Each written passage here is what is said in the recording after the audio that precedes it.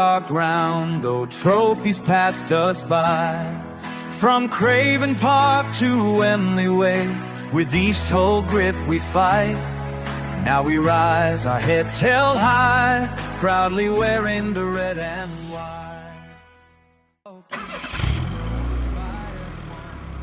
The Robin Pod is powered by Budget Tyres Auto Centre. Make them your first and only choice for a vast array of vehicle services.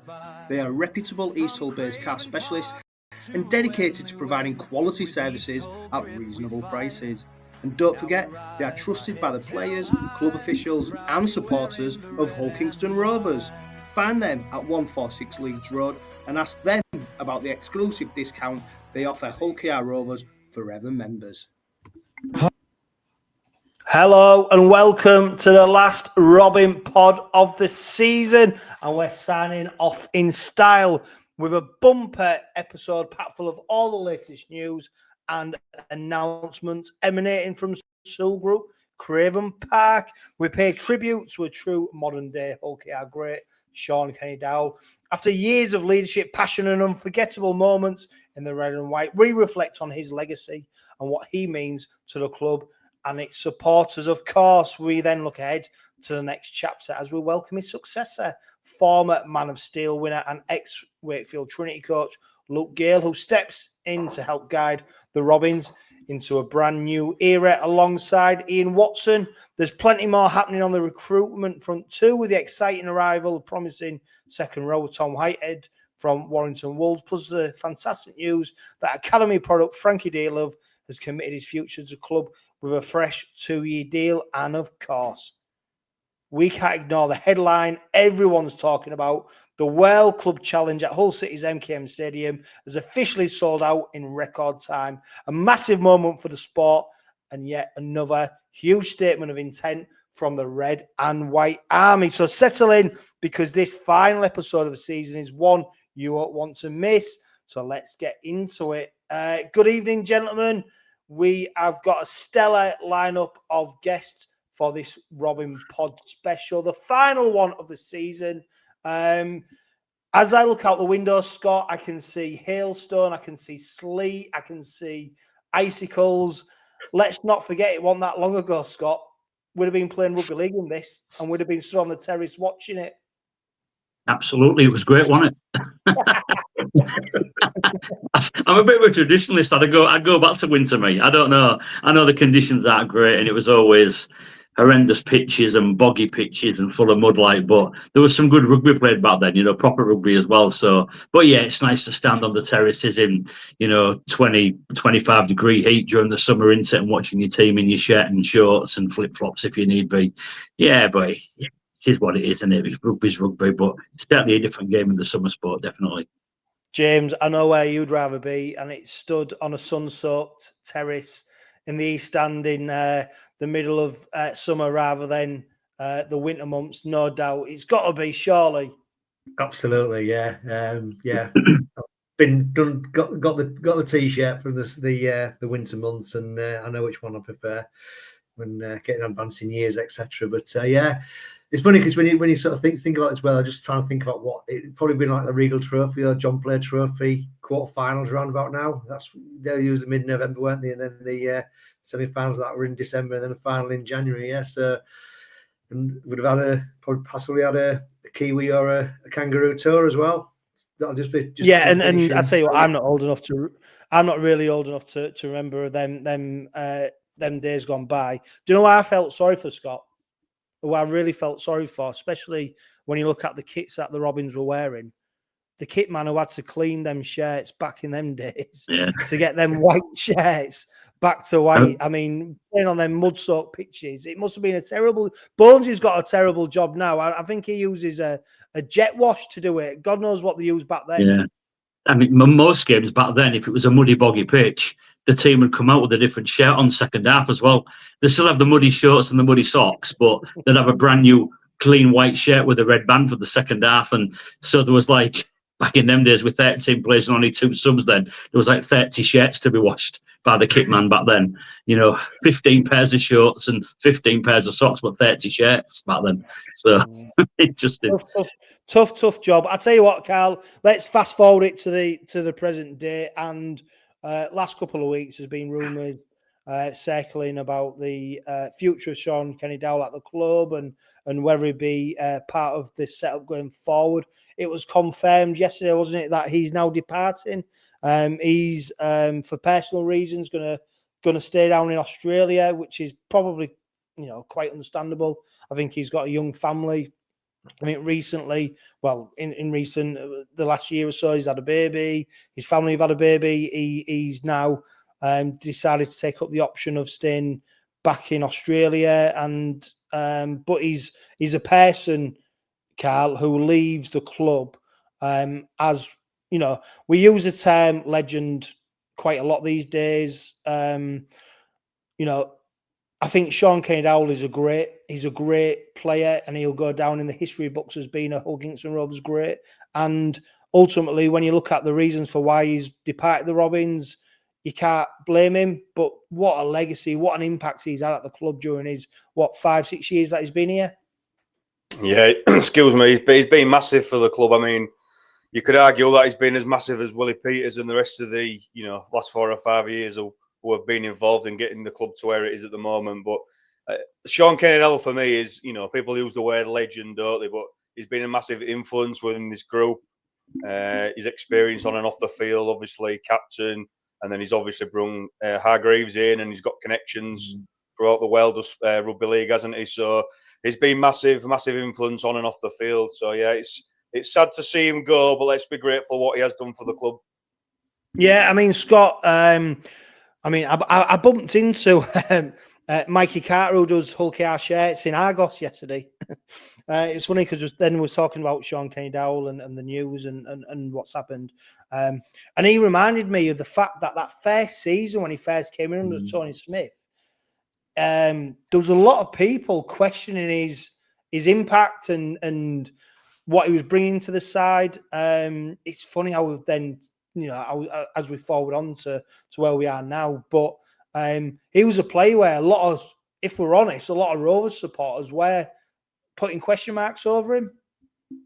Yeah, he was getting a lot of pelters, wasn't he? I think he was a big name signing. He came in as a big name, an outstanding Sydney Roosters legend, a Kiwi international. I think everybody was expecting massive things of him. And I think if you ask Skids himself that first season, it wasn't at the standard that he'd expect himself to be. And I think the fans saw that as well. And it was getting, if I'm being stood in the East Stand and getting a few pelters, thinking, why is he just one of these players that's coming for a last payday, another one season in Super League, and then he'll be off back to Australia.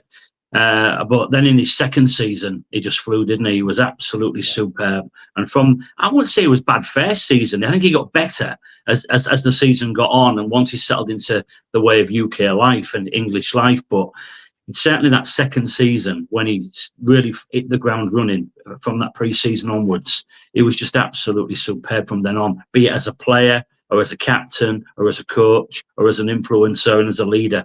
I agree. I think he'll go down as it will go down as a Rovers legend. And of course, he's part of that coaching staff that won the treble. So he's always going to have a massive part and heart in the club, isn't he?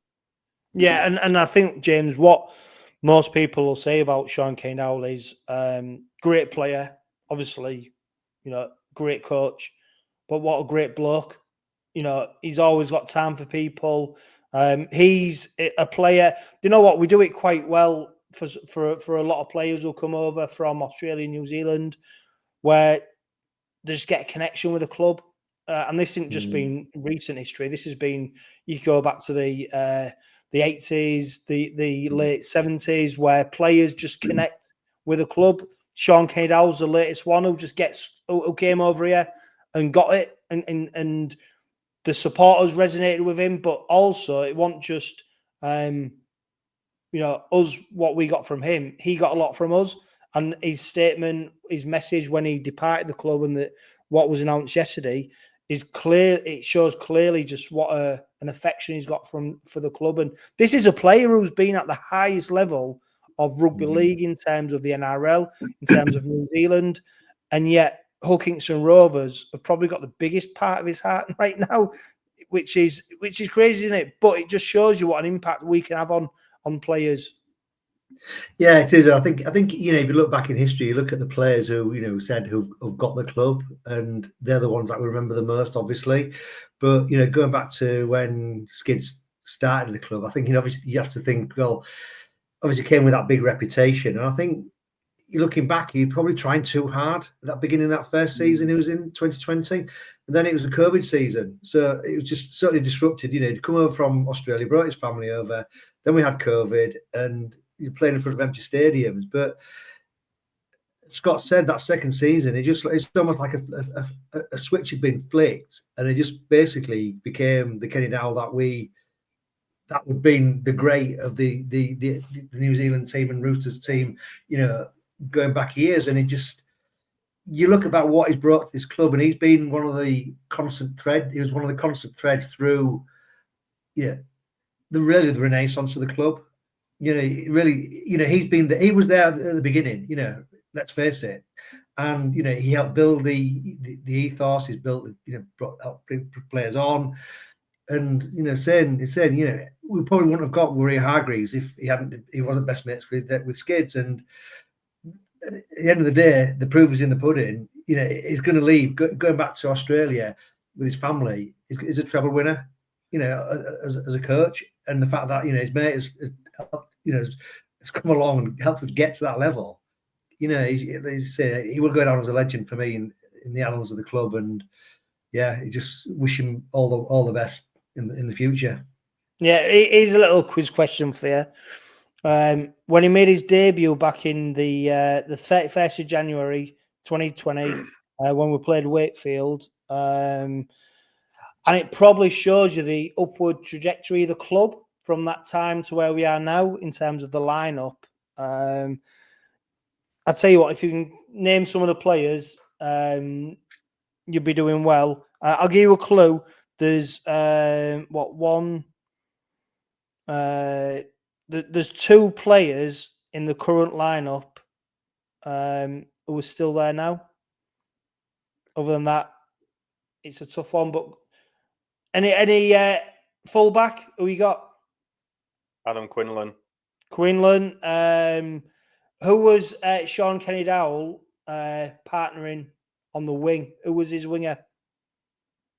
Was it Ryan Shaw? No, Minikin. Greg Minikin. Oh, Greg Minikin. Oh, Greg Minikin. Wow. Yeah. And on the opposite flank, you had.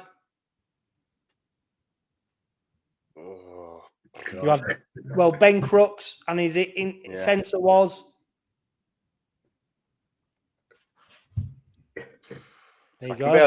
I can barely remember what happened last month. Never mind bloody all them. His inside then was Kane Lynette, the Kane train, and then you had. Then you had our halfback partnership was Ellis and Brealey.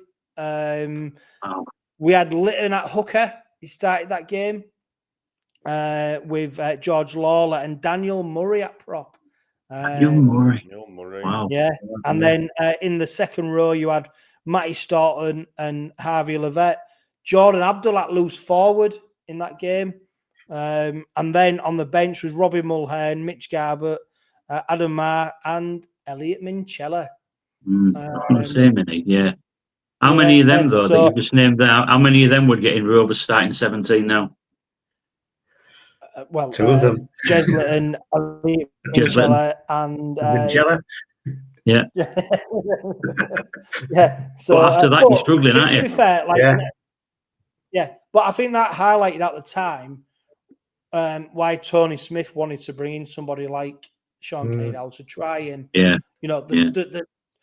culture's a funny word because a lot of people like it, don't like it because it's a bit of a buzzword.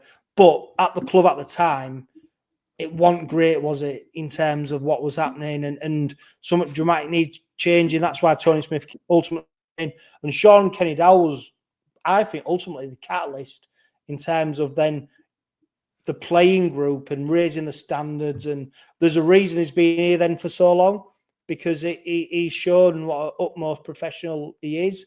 And it's just really interesting to look back at that lineup to go where we are now and where we come from in relatively, Carl, a short space of time. You know, that's not that long ago, is it? When we was stood on the terrace watching them, and to see where we are now from where we was then. No disrespect to some of them players on that side. There was good players and have you know, done great things for the club, but it just shows you how far we've come.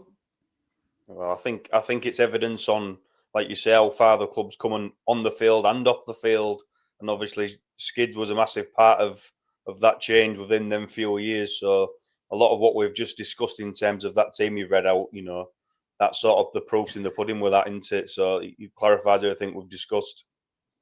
Yeah, I mean, Scott James mentioned he was absolutely instrumental in the signing of 𝗪𝗏 who was ultimately, you know, played such an important role in terms of delivering the treble for us. Shaun Kenny-Dowall, of course, part of the coaching side, who was then led us to that treble. You look at Shaun Kenny-Dowall in terms of what he's done during the course of his time at the Robins, club captain. He was part of the side. He led the side to the first ever Super League playoff semi-final in 2021. He was captain in 2023 for the Challenge Cup final. Of course, he then retired. He then became the transition coach in 2024. Then he was promoted to assistant coach. He's just one of them people where, do you know when they become synonymous with a club over a certain time, you can never see him leaving. And then when they do, you're sort of left going, oh, well, what are we going to do? You know, because he's been such a part of the club. But I suppose the sign of a great side, Scott, is you change when you're at your best because you can't get complacent. You need to make radical changes. Yeah, and for whatever reason that Skids has gone back to Australia and decided to stay there, well, that's, as it said, it's personal reasons. But just like players, coaches come and go, don't they? You know, and while you're at the top of your game, it's probably easy to replace somebody like Skids. Not that he's replaceable in regards to his knowledge and his ability and what he's brought to the club over the last 5 years that he's been there. You can't really replace that, and you can't really replace his experience of what he's brought on and off the field either. But if you're going to have to replace him, then it's a good time to replace him while you're at the top of the game, isn't it? Because you're going to have a lot of people who are clearly interested in working for Kingston Rovers now. But Skids his ability as a player and a coach for the last 5 years has been absolutely superb. You know, and as mentioned, he's a great lad as well. He's a great kid to talk to. He's, you know, got loads of time for everybody. Photographs and autographs. He's just an all-round nice guy. Whatever his reasons are for staying in Australia, then that's absolutely fine because he owes us nothing, if we're being honest. He owes OKR nothing now. He's played for the club, he's captained the club, he's coached the club, and he's won a treble with the club. So he goes with my greatest regard. Thanks, Skids, for everything that he's done for the club. But yeah, he's tough to replace, and let's hope that the lads that we have brought in to kind of do his job, you know, do the job to the same level as Skids did. Let's hope they do. Yeah, and I know for a fact that I spoke to Wayne Parker about it in terms of the Ex-Players Association, and Skids is, over the last few years, he's one of the few players in the recent history of the club who's engaged with the Ex-Players Association and took on that and done a lot of work with them and been there and been present. So I know they can't speak any more highly of what he's done for them. So yeah, do you know what? It came to the ex-players with there's a whole KR ex-players versus Hull FC ex-players cricket match last year. And he was there, and it was batting, and he was fielding in the field, and you know, he was helping with burgers and hot dogs, and you know, it was there for all the kids having photos, and you know, to have a present day player to be part of that association is superb. It really is. It's a great, you know, monocle to have for the association.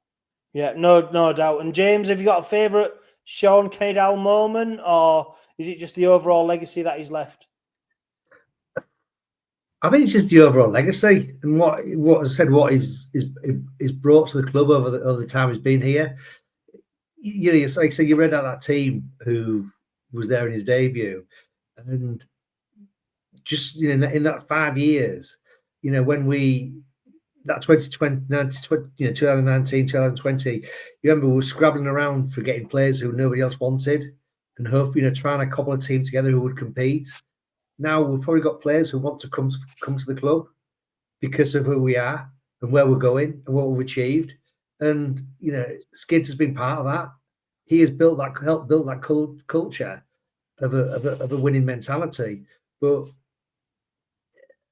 that's going to be one of his his legacy. And say he's going to be, for me, he goes down as one of the best imports that the club's ever had. And obviously had quite a few over the years, but he's one of the best. Yeah, no doubt, particularly in the Super League era. Carl, whether it's enforced or whether it was planned, we've seen Danny Ward depart, of course. So successful Robins in terms of his role as assistant coach at the club. He's headed back to London Broncos. We've now seen Shaun Kenny-Dowall depart the club. Ian Watson has come in as a almost like for like for Danny Ward. And now we've seen Luke Gale come into the club to replace Shaun Kenny-Dowall. Of course, he doesn't have that connection necessarily with supporters. There's no doubt a lot of supporters are now deleting social media posts from years gone by, which reference Luke Gale, particularly for his exploits with a certain club at the other side of the river. All that being said and done, this is a Luke Gale's coming in as a coach of the club. And when you look at his experience, his playing ability, what he's achieved, Man of Steel, what he's won, he's now transitioned into coaching with Wakefield Trinity, who's been part of their academy setup, very much in the mould of Shaun Kenny-Dowall in terms of his experience and his trajectory. And to get someone like Luke Gale in, who's now, his responsibilities are, as 𝗬𝗓𝗐𝗏𝗏 has mentioned and what was on the official club website, skills program. He's looking after the spine, and there's no doubt Luke Gale's got great experience of doing that. And also he's going to be working with the players who are coming from the academy and into the first team and helping them transition and working with them younger players. Without knowing, for 100% knowing what his skill sets are, but when we trust 𝗬𝗓𝗐𝗏𝗏, there's a lot there for him to like in terms of what Luke Gale will bring to the side. So it's one of them, isn't it? We just got to trust the process and trusting 𝗬𝗓𝗐𝗏𝗏 and trusting the club and also when you look at Luke Gale's CV and there's something to back up, isn't there? Oh yeah, for sure. I mean, first of all, Rovers are good at managing these situations as a club, aren't they? I mean, yesterday, obviously, Skid left, and then literally an hour or so, they're announcing Luke Gale, who's coming in. So the media team get it right first and foremost, don't they? They don't seem to dwell on the negatives too much, and then they bring some positive news in terms of a replacement straight away. In terms of Luke Gale himself, obviously, great game manager as a player. Obviously, a really influential player within any team that he's played for. Bits of a coaching, what I'm reading from Wakefield Academy, like you said. He's probably making that step up now to a bit of a first-team assistant coach. And for me, I think it's a positive, Chris, because he'll want to prove something, won't he? Coming to a treble-winning club, a good environment. It's him as well as the players to step up as well also. So he's got a lot to prove, and I'm sure he will do a good job. And if he can bring some more game management to our 6 and 7, it can only bode as well moving forward. That's for sure. Yeah, and Scott, Cal just mentioned that about smart recruitment. So you've got a young coach who's wanting a career in the game, wanting to progress, but also the smart bit for me, Scott, is he's still close enough to the players in terms of he only retired a couple of years ago. So he's still in the modern game in terms of the players. He's relatable. So I do think it's a smart appointment in terms of bringing someone in who's played at the highest level, but he's still relatable to the players who are there. And also he's got a good skill set in terms of his coaching. And I have seen in certain quarters people questioning the appointment because of his past exploits. But like I said, we've just got to trust the process because Luke Gale, he has been there and done it. Yeah, he has. And regardless of what you think of Luke Gale as a player for that lot on the other side of the river, as you mentioned, every team that he's played for, he's led that team around the field. He's a great organiser. He's a great leader on the pitch. And if, as Carl just said, if we can bring anything, to our halfback partnership, even another 5 or 10%, that'll be absolutely superb, won't it? I mean, as Carl mentioned as well, there's a lot of Wakefield people saying that they're very disappointed to lose him down at Bellevue. Because he's come on leaps and bounds, and he's just a good person to have around the club as well. And it seems that all the players like him; they all get on with him. He's a bit of a character, he's a bit of a laugh, but he's also, when it comes down to the nitty-gritty of coaching and making players better, he's very, very determined to do that as well. Look, we've trusted in Willie, haven't we, from the very, very beginning, and he's never got it wrong yet, has he? So I think we should just all trust in him now. He believes that Ian Watson and Luke Gale are the two best people to come in to replace Danny and Skids. Let's hope he's right. He will be right, I guarantee it, because Willie's due diligence on looking at people to work for him will be 100%, absolutely 100%. And nobody expected Ian Watson and Luke Gale, if we're being honest, did we? Even if, Danny Ward and Skids had left, who would have said Ian Watson and Luke Gale would come in to replace them? They're not two of the names that you'd have probably come up with, if we're being honest. So it's something that probably Willie's been thinking about. Because for me, I think that Danny Ward and Skids have obviously told the club, Willie, that they've been leaving probably quite a while ago. It hasn't happened in the last few weeks. And it's give Rovers an opportunity to find Ian Watson and Luke Gale and bring them into the club. So I don't think this is something that has happened, just off the cuff. I know they said the Skids has gone back to Australia and he's not coming back for personal reasons, but I have a feeling the club might have known that for a long time. Yeah, he's not just gone to Australia and gone, I like it here, I'm going to stay now. No. And he's not that kind of kid either. He wouldn't have left the club in the lurch or anything like that. He would have told the club in good time that, that this is my last season, I'm staying in Australia, and give the club enough time to go and find a replacement and appoint somebody else in his place. You don't just go knocking on the door of Ian Watson and Luke Gale and say, do you want a job? It don't work like that, does it? There's been due diligence and, fine detail going into finding these two guys to replace Danny Ward and Skids. It's not happened overnight. So I trust in Willie. I think all the fans should trust in Willie. And apart from Luke Gale playing for that lot, that's the only grievance that most of our fans have against him. As a player on the field, it was always a good player. He always led teams around the field. And as I say, from what I'm hearing, Wakefield are very, very disappointed to lose him. So let's just trust in Willie. Yeah, well, I'll tell you what, you're echoing a lot of the sentiment of a lot of women in East Hull right now, Scott, when you're trusting Willie. So it's you're not the only one who's doing it, or not just women, but men as well. So it could be anyone. James, I tell you what, the hardest thing to do is evolve when you're at the top of the tree, because you have to be brave and you have to be bold, don't you? And we are certainly not resting on our laurels. And when the players come back in pre-season, I suppose to excite them, to make them go again, they need new bodies around, new ideas, new ways of doing things to push us on to the next level. But at the helm is Willie Peters all the time. But it's you've got to be brave to do it at this stage. And whether it's enforced, because Danny Ward and Shaun Kenny-Dowall, like Scott said, have said to the club, look, what time to bow out after doing a treble. But it's smart. And we've seen the player roster change so often. We've probably, I think we've been on previous podcasts, why did you let him go? But every player's left and departed has probably been proved right. And I dare say the coaching setup, we've got to then trust that process, just like Scott said. No, absolutely. I think, it's funny when it was announced about, I think about Luke Gale coming in, it got me thinking about this, probably about this time last year, and Brett Delaney was going, the club announced Brett Delaney was going to Castleford, and the doom and gloom around the club, because obviously we'd seen how much we knew we were weak defensively. Brett Delaney to come in and basically turned us into a defensive machine, effectively. And it's gone. It's like thinking, what we're going to do, what we're going to do now. And step forward 12 months, we've got a treble. Danny Ward stepped into that breach. Kenny-Dowall stepped into that breach, and we just stepped on another level. And as you said, we've got to trust the process. You know, if you look at who's coming in, you know, Ian Watson isn't a mug as a coach.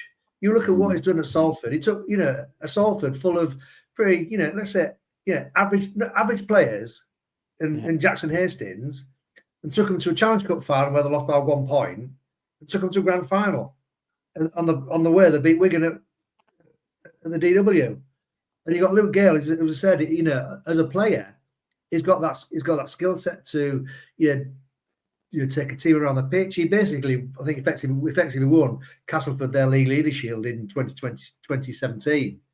And I think it's a very shrewd move. And like I said, Willie doesn't get too many things wrong. You've got to trust the process. Willie would not bring anybody in to be assistant coaches at the club who he didn't believe had the ability, and B, he didn't trust to help deliver where the club wants to go. So I think it's a really good move. And also British coaches as well. You know, I think we've seen, we'll come on to talk about the Ashes. You know, I think we've seen in the Ashes how one thing we're missing probably is some really good young British coaches coming through. And if you've got the likes of Ian Watson and Luke Gale coming into the Rovers setup, a successful environment, who's not to say that, you know, in 5 years' time perhaps, they're the ones that are knocking on the door to become an England coach or a Great Britain coach? I don't know, James. I think Sean Wayne and Andy Last proved to be absolutely. I mean, somebody up did it in the Ashes. You know, you look at the Australians anyway. You know, assistant coach is Willie Peters, England assistant coach Andy Last. Well, yeah. That's what I was worried about Willie Peters being assistant coach, because you know, we'll come on to that about his influence on that Australia side, and also the fact that he's now become best pals with Cameron Munster, Reece Walsh, and his stock is rising. Anyway, right, Cal, let's look at people who are coming into the club. We talked about that sort of trusted circle in terms of the coaching staff. The playing groups are important. Tom Whitehead has now officially been announced as a Hull Kingston Rovers player. He's 23 years old. He made his debut in 2022. He's made 15 first grade appearances in Super League, most of them for Salford during the course of this year. I think he played against the Robins. He's a promising second rower, Carl. He's probably one of them where, do we expect him to feature in the first team this season? I don't know. I mean, we're going to talk about the fixture calendar and the fixture list that the Robins have got to encounter very soon. But I don't know where he's quite fits in the side at the moment, because obviously there's a number of players, if we look at last season's squad, who probably be in front of him. Yeah, I think the 3-year deal, I think you said that, you know, I think that tells you a bit of a story, you know, for the next 3 years rather than the immediate future. I mean, you know, he's coming in. We've got some stellar back rowers, treble winners, as we all know.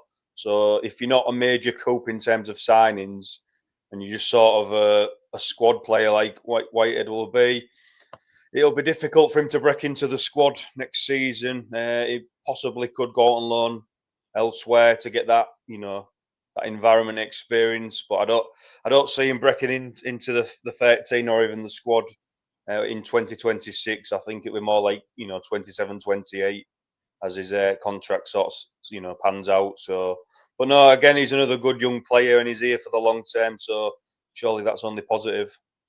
Yeah, I mean, James, Tom Whitehead signings on the back of course, Leo Tennyson departing, and there is an issue around academy players coming up through the junior ranks into that academy setup and then being able to get their first team. Make a regular appearances for the first team. But when you look at the players who are in front of them, it's quite understandable why these academy kids aren't getting the game, isn't it? Because we have filled our side with first grade players ultimately. Even when you look at the fact that Jack Brown, you know, being 18th man for so many times this season, Eric Dorrow, the fact he's departed to go back to Bradford, a championship player this season, and he's age 24. Look, the Robins are looking at the here and now, and that's what's the most important thing, isn't it? I see certain people sniping at the fact that we're not bringing academy players through. At the same time, we've just won the treble. So, but the salary cap is now becoming an issue, isn't it? Because ultimately, we are giving contracts to players such as Michael Lewis, Jez Litton, increasing their salaries, which takes a chunk out the salary cap, which means then we do need to then backfill with academy players or players from other sides on similar amount of money, because we can't sustain just paying that big money all the time. So it's a real interesting few years that we're going through at the moment. Yeah, and it's so much. I think if you look at other clubs who probably got, been able to bring academy players through, I think a lot of them have come through an adversity where they've basically had to good players. And if you look at Rovers over the last sort of 2 to 3 seasons, we have had a fairly settled side. So it's actually saying, do you bring an academy player in just for the sake of it, or do you actually keep a winning team together? And personally, I don't have an issue with it. I think it'll sort itself out in the end. At the end of the day, as well, you got to trust in the process. And if the club don't feel as a player kid coming through the academy is going to be good enough for the club for the future, and they're prepared to let them go, then that's you got to trust that process as well. But also, let's not forget, we have where the clubs come from. We weren't in a position where we could take the pick of local kids. We're struggling. We're sort of let's face it. A few years ago, if you're a young academy kid, you're potentially an academy kid, you choose Rovers or Hull, you'd go to that lot because you think at the time the potential better there. Now the tables are turned. So if we've got any young kids looking to come through, and I think Jack Charles is probably a good example that he sort of was blooded by that lot, made a success of it, and it's come to us because they're now filling their team with overage cast-offs from other clubs. Yeah, and one player, Scott, who has put pen to paper on a 2-year professional contract is Frankie Dearlove. A lot of things expected of him. Jason Neverton, he commented and said he's compared him to Dean Hadley in terms of his athleticism and his stature and what he can do. Of course, I mean, they're big boots to fill, aren't they? But I think as a supporter on the terrace of the East Stand, we would like to see a few more homegrown players coming through the ranks, but you've got to appreciate and understand why they're maybe not coming through right now. But I think the club want it. Paul Lakin wants it. Neil Hudgell, I know for sure, wants to see more East Hull, Hull-born players in the side. But the process has got us to where we are now. It's that next evolution.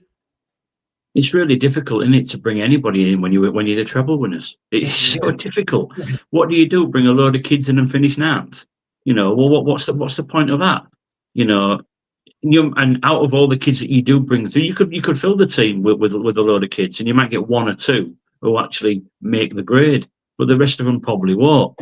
And if you look at I don't want to turn on to that lot, but if you look at their squad, not last season, season before, when they came near second bottom, and they had to play all the young kids because they didn't really have any senior players to play really, so they had to fill the squad with young kids. They finished second from bottom, and I don't know if that benefited their kids at all. Maybe it did, maybe 1 or 2. David Litton, Lewis Smart, and you could argue that they've been a success, but you cannot be treble winners and fill your team with kids and be treble winners. It just don't work like that, does it? But I agree. There's got to be some sort of process where you do bring your kids through the system, but only if they're good enough. You can't just play somebody because, he's a rugby player and he's from Hull, so he deserves a game. They've got to be good enough.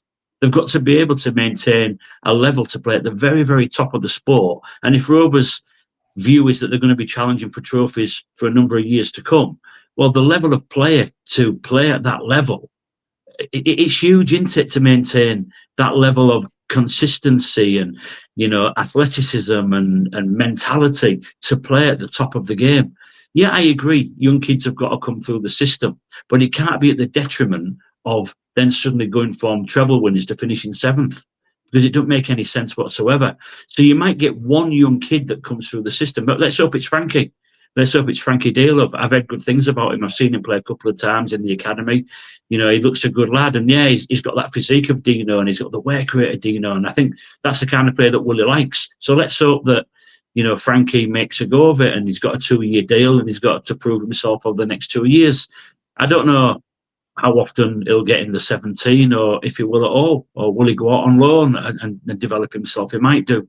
But he seems to be one of the young kids that the club have pinpointed, to have a good future. So let's hope that Frankie can come through and make a real go of it. I think his dad played for Rovers, didn't he? Andy. I think Andy Dearlove's his daddy played for Rovers, didn't he? Back in the day. So, yeah.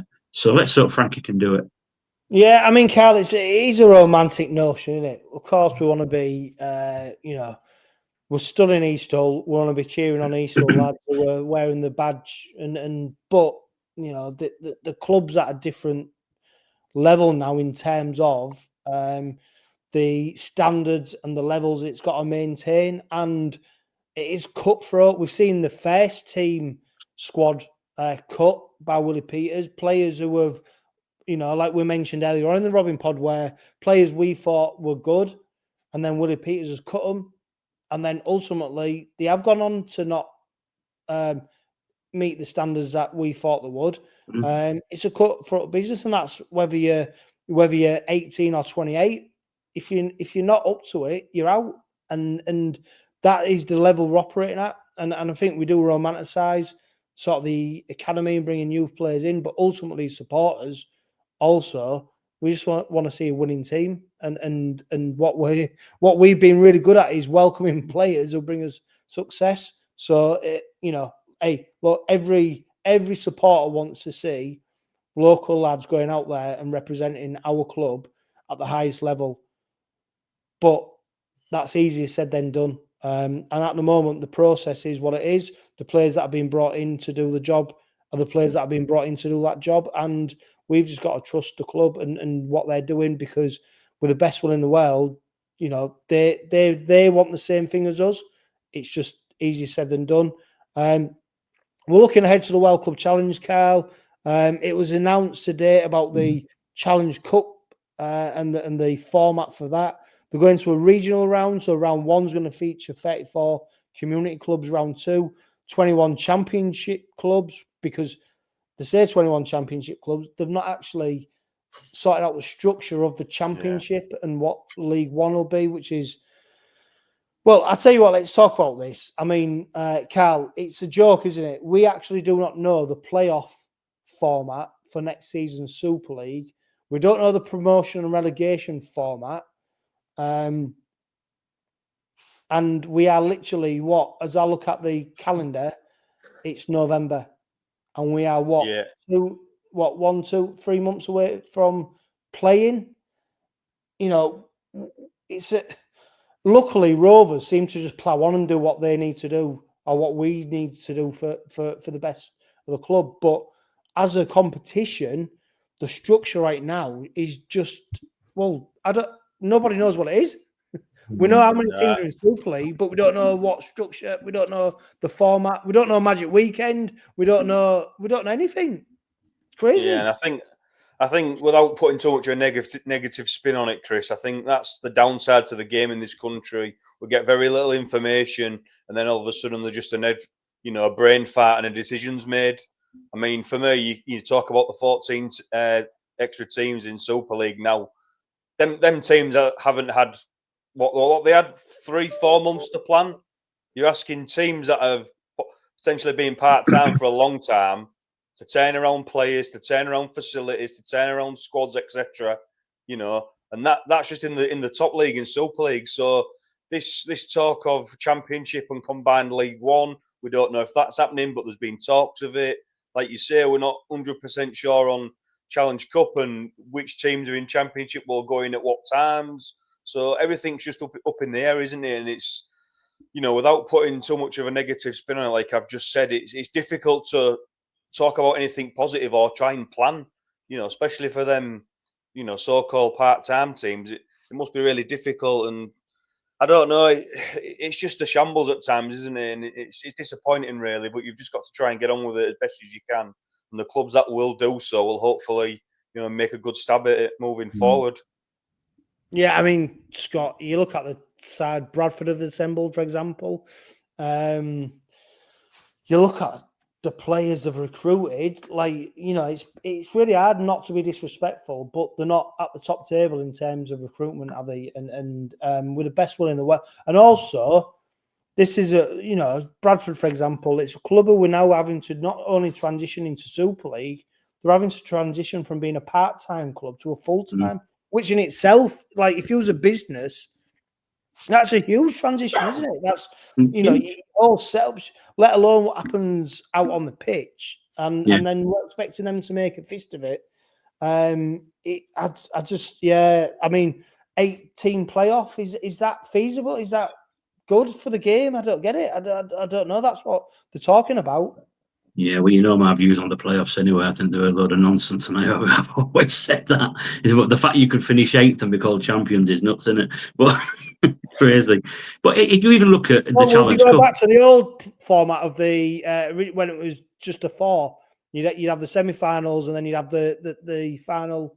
Back in the, I've got no issue with the top 8 playoff. I think the old Premiership system was like that: first 3, 8, second, 7th, etc. Yeah, I'm an old school. I'm just a believer that if you come top of the pile after 27 games, you're the champions. Then have a playoff. Then have another tournament. So you didn't go to Old Trafford then, Scott? Nah. Yeah, the trophy that got it for me was League Leader Shield for Rovers. Most important trophy for me. And then he turned it off afterwards. I'm old school. You won't have Liverpool winning the Premier League, would you? Then saying, "Oh, hang on a minute, Villa finished 6th, they're going to come back and play, and if they beat you, they're the champions." Won't happen in football, would it? Not a chance on earth, you know. So, but you even look at the Challenge Cup. You know, you've got one of the elite 14 teams in Super League next year, Toulouse, who won't even be playing in the Challenge Cup. I mean, that's just crackers, isn't it? One of your 14 Super League teams is not going to be playing in the Challenge Cup. It's just crazy stuff. You know, the game's just all over the place. It's the greatest game in the world, isn't it? But the actual people who make the decisions, who, you know, decide on the future of the game, I don't know where they're at, what they're doing. I don't think anybody has a clue, really, do they? The fans certainly don't have a clue. I think the people running the sport really don't have a clue of where it's going. You know, it's just a mess, really, isn't it? But the way I see the teams that are coming up, yeah, the transition for Bradford and Toulouse and York to go full time and become Super League teams is unbelievably difficult. But saying that, York have recruited some decent players, I guess. But if we're being honest about it, they're just going to be 3 Championship clubs playing in Super League, aren't they?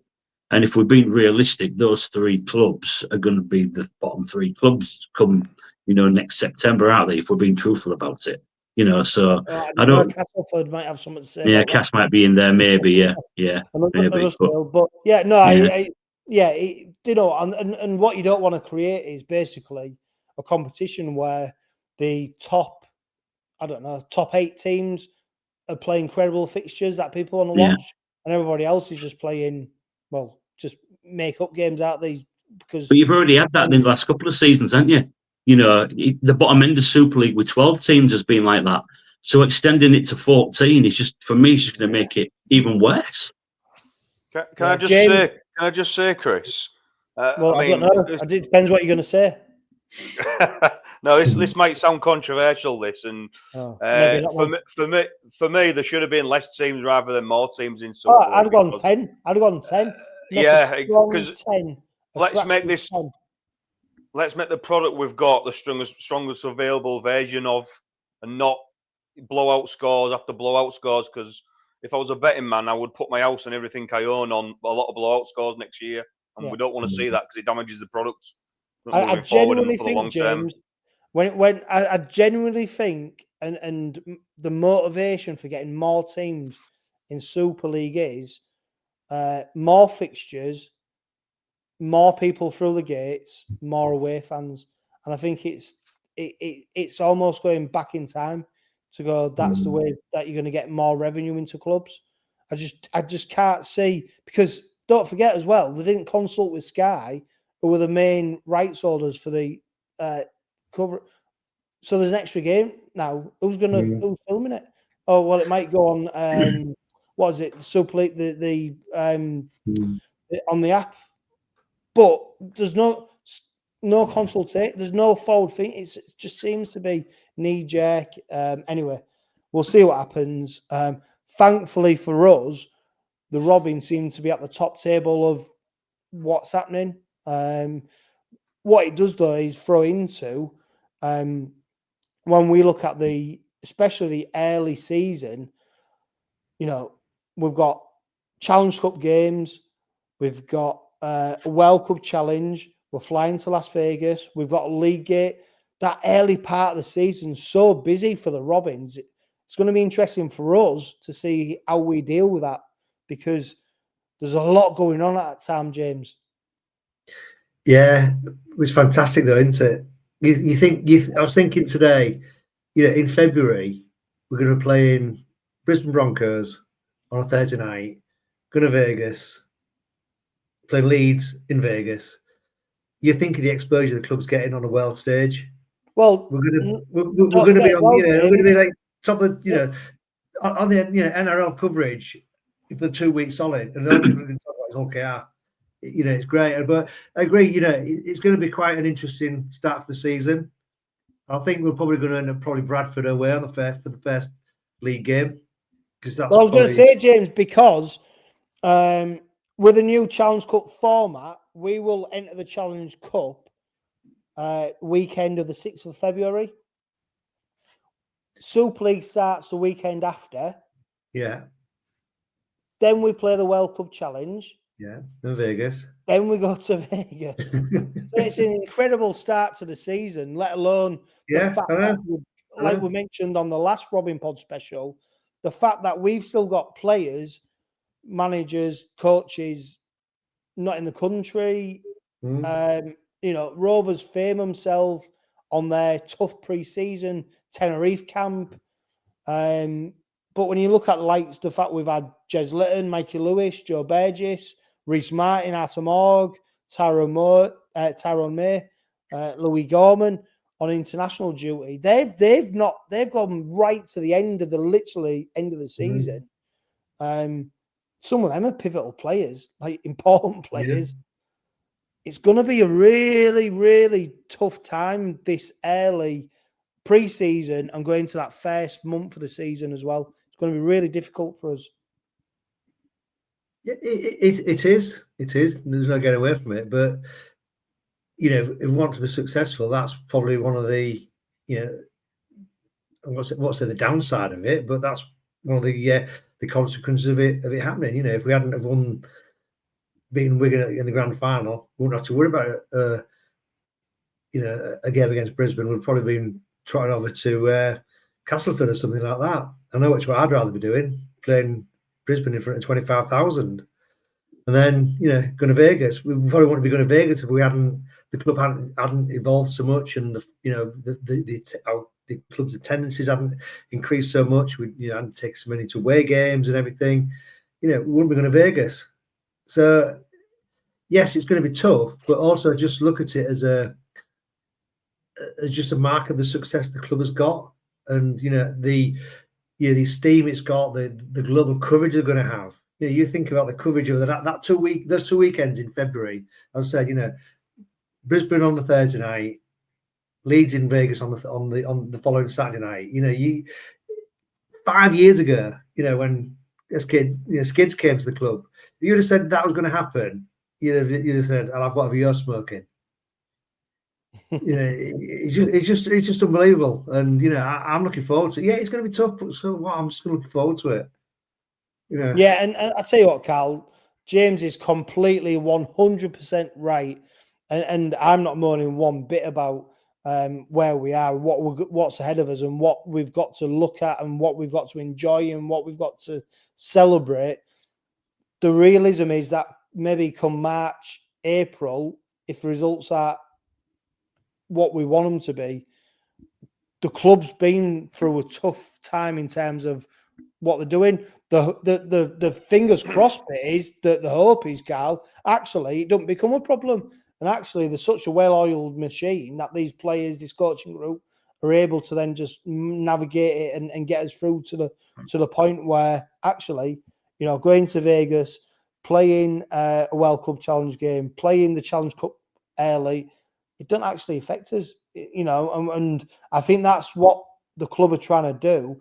𝗁𝗲𝗏𝗄𝗏, 𝗂𝗂𝗏𝗂𝗏, put a squad together where actually there's going to be greater rotation next season and not rely on. I mean, what did we play last season? Was it 28 players, 26 players? No, 28, I think, which is remarkable, really, Cal, for a Super League side who's gone and won the treble, played in every game that they could possibly play in for 2 seasons on the trot, which is remarkable. But I tell you what a time to be Robin, like James said. You look at the run of fixtures we've got. Wow, it's like pinch me moments. I don't see it a negative. It's a reward for success ultimately, isn't it? I mean, there's people that are listening now, they'll be thinking, oh yeah, I hope we can win all them games and get through the that period of them. Well, that's what I'm saying. There's got to be a realism at some point. Yeah. Well, not win them games. That's the thing, isn't it? Knowing what I know from being a lifelong Robin like you guys, I mean, let's just be realistic in what we're trying to achieve within that month. I mean, don't expect to win every game and do everything perfect just because we won the treble the previous season. I mean, look at Wigan when they went over there. I think they spent about 3 or 4 months trying to get into gear.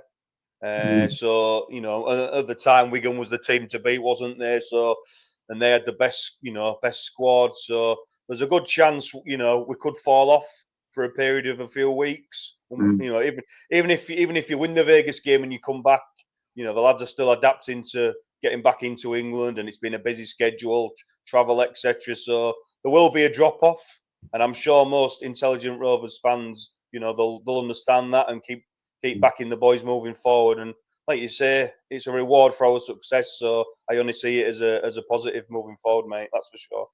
Oh, it's definitely a positive. And I tell you what, Scott, another positive is the World Club Challenge at Hull City's MKM Stadium. I mean, we've sold out tickets in record fashion. There's going to be a sold out crowd there watching the World Club Challenge. It's going to be an absolutely fantastic occasion. There's no doubt whatsoever is that will be our home game for us. The club do things so well. They'll be planning already about how they're going to make it feel like home for us. I can't wait. Do you know what? The romanticism in me says, yeah, I'd love to see it at Sewell Group Craven Park. The reality is the money the club have made by holding it there, let alone the fact that they've had to pay for Brisbane to come over and pay for the hotel costs and all that kind of stuff.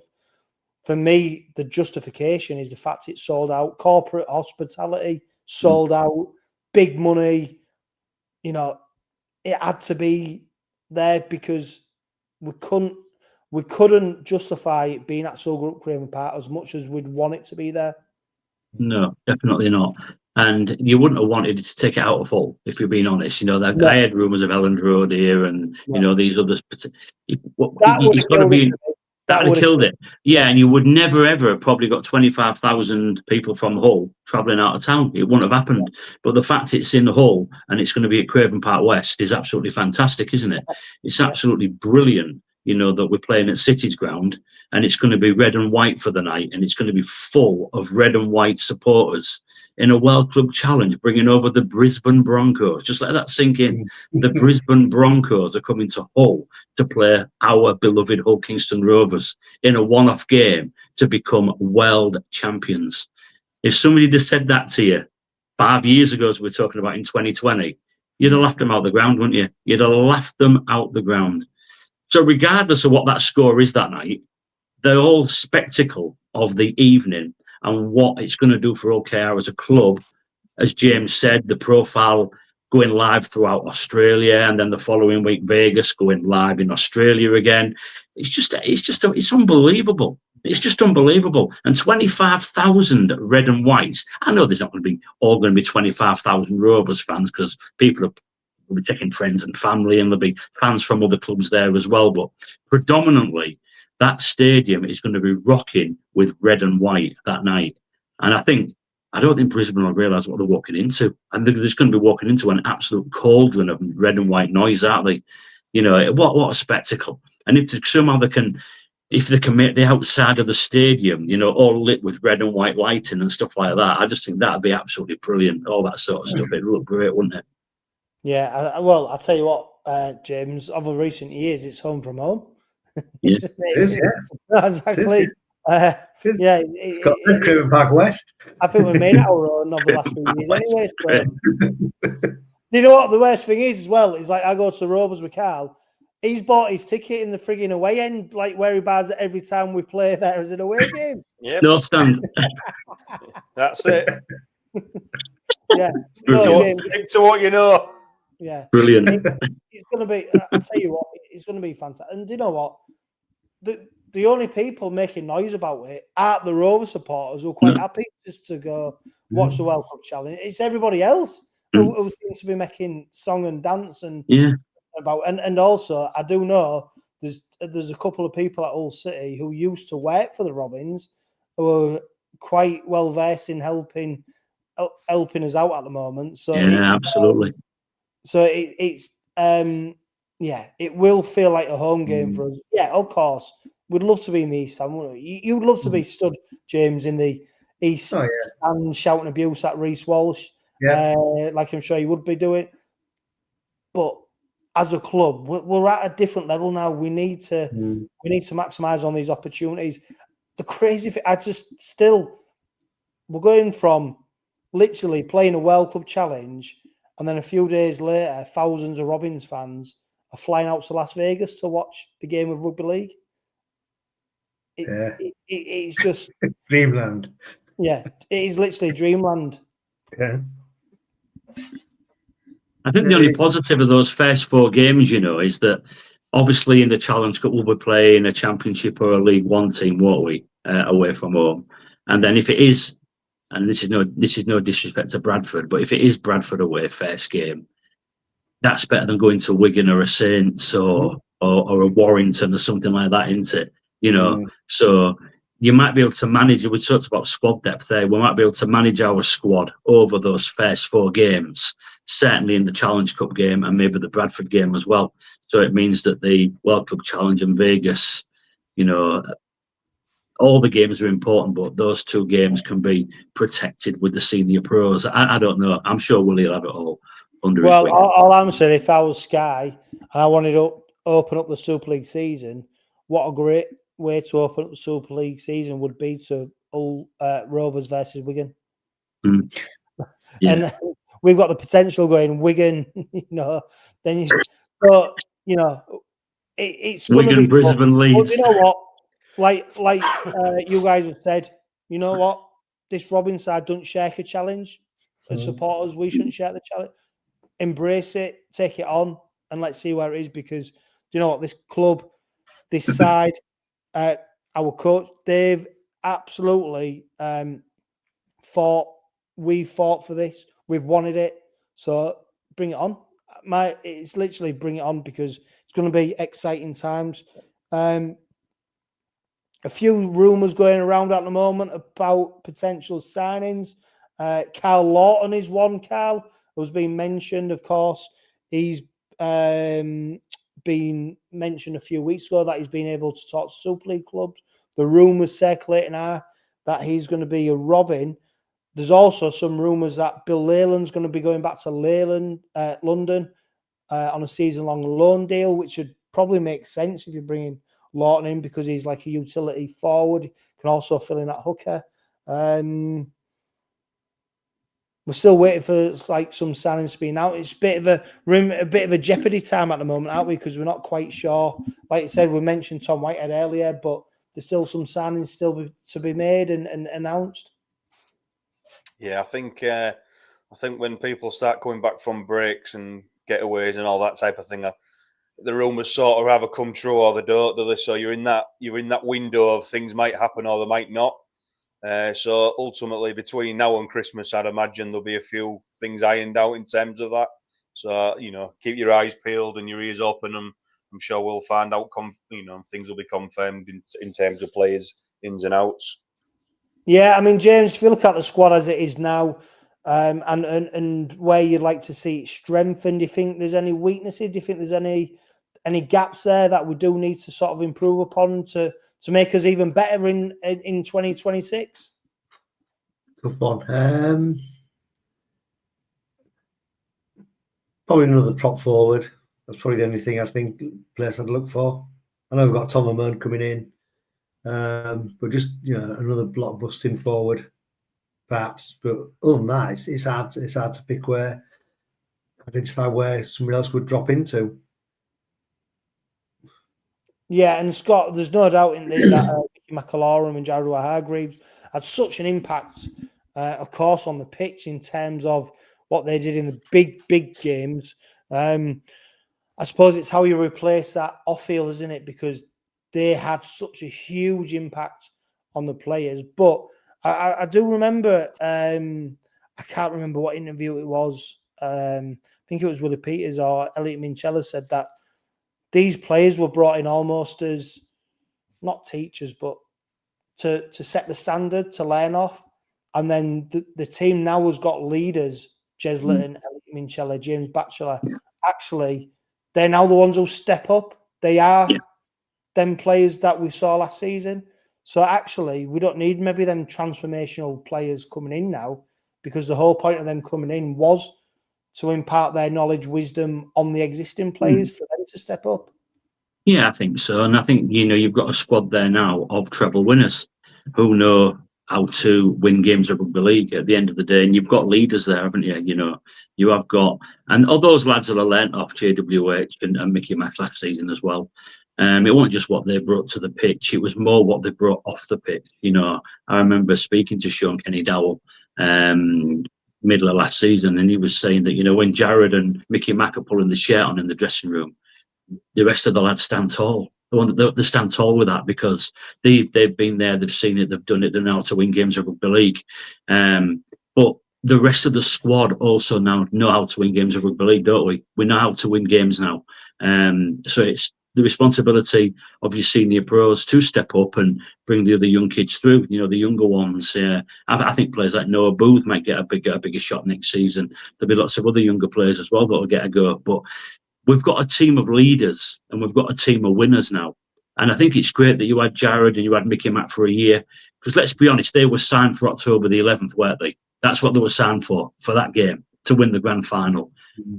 They did everything else throughout the season, but they were signed for that game. And we won it. We won everything that we could even begin to imagine last season. But I think we've still got pros now in that team. Dean Hadley's another example. Winners who know how to step up and now win games of rugby league. And I don't know if we now need that Jared and the Mickey Mack this season, because I think we've got the players there to lead the others on, hopefully to further success. Yeah, no doubt, Scott, and I totally believe what you're saying. That brings us, I mean, look at this, over an hour now, and this brings us to the final question time of the season. We've got quite a few questions to get through. Jules Rodders on Instagram, she says, what are we going to listen to on the way to work with no Robin Pod until February? Well, rest assured, there'll be Robin Pods in between. This is just the last Robin Pod of the current season. That said, the new season starts, well, pretty much next week, the week after. So there'll be a few more Robin Pods in between now and February. Don't worry, Jules. And then 𝗵𝗂𝗏𝗏, he's got two questions. What do you think Luke Gale will bring to the club? I'll tell you what, James, what do you think Luke Gale will bring to the club? Bit different approach to things.